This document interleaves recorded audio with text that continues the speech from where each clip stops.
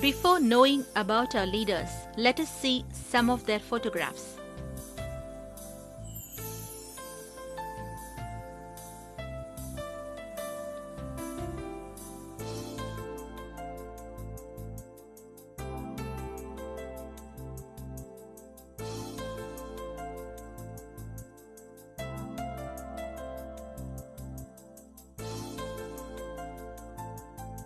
Attracted by our father of nation, Gandhiji's policy, young men from Tamil Nadu were ready to sacrifice their body and soul for the cause of freedom.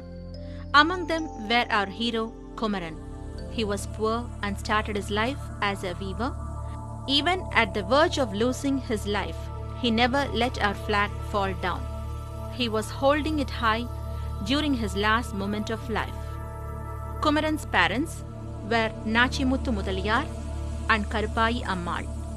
His birthplace is Sennimalai in Salem district. He was born on October 4th, 1904. He was the one who was called as Kodikatha Kumaran. Kumaran went to school till at the age of 10. Due to the family situation, he was not able to continue his studies further. The situation forced him to go for work. He used to weave sari. Weekly once, he will take the sari to Erode to give it to the owner of a textile shop, and he will collect the money and the thread required for the next week's work. One day, as usual, he went to Erode along with his brother and gave the saris.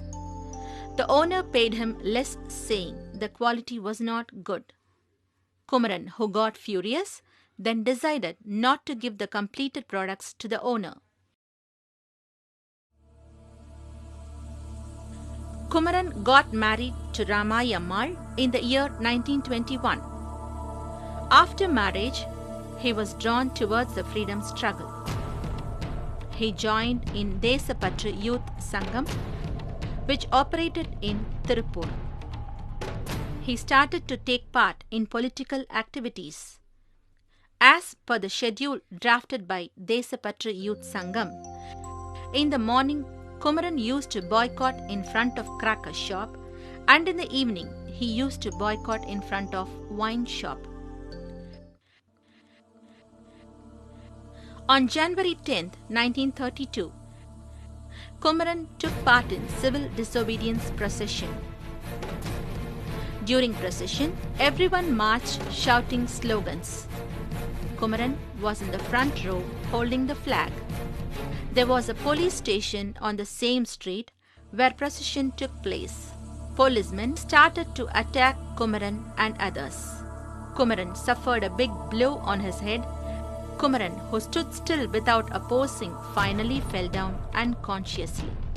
Even at that moment, too, he was holding the flag high and never dropped it. Everyone who was injured was admitted in Tirupur Government Hospital.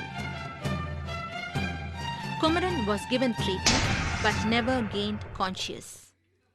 On January 11, 1932, that is, the next day, there was a little movement and he slowly spoke. He slowly opened his eyes and asked, "Won't we get independence?" It was his last words. Kumaran's body was covered with flag to respect his sacrifice.